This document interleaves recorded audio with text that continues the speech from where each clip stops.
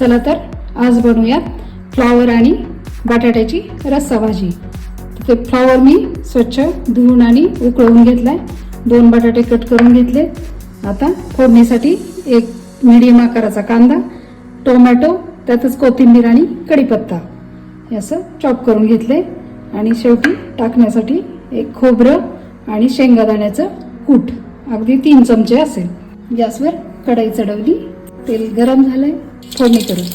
मोहरी, जिरे, नंतर कढीपत्ता आणि कांदा, थोडासा हिंग, अर्धा चमचा हळद। कांदा आपला मस्त 50% भाजलेला आहे। आता आपण यात टोमॅटो, लसूण, आलं, कढीपत्ता आणि कोथिंबीर हे सगळ्याचं वाटण मी एकत्र केलंय ते टाकून घेऊ। त्यासाठीचे मसाले आपले फ्लॉवर बटाट्याच्या भाजीचे, हे कच्चा मसाला 1-1.5 चमचा, नंतर 2 चमचे लाल तिखट, 2 चमचे काळा मसाला आणि 1 चमचा किचन किंग मसाला, भाजीला लागेल एवढं मीठ। आता हे सर्व आपण फोडणीत टाकून देऊ। थोडंसं पाणी टाकू म्हणजे मसाले करपत नाहीत आणि भाजीला मस्त तेल येईल।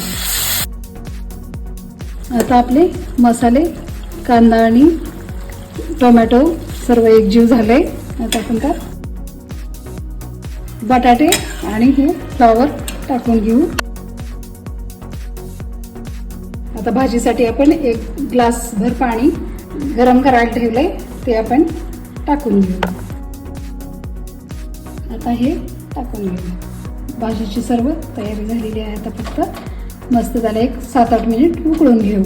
तयार आहे आपली फ्लॉवर बटाट्याची रस्सा भाजी। तुम्ही पण ट्राय करा, कमेंटमध्ये मला नक्की सांगा।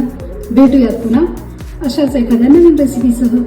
तोपर्यंत मस्त राहा आणि चवीने खा।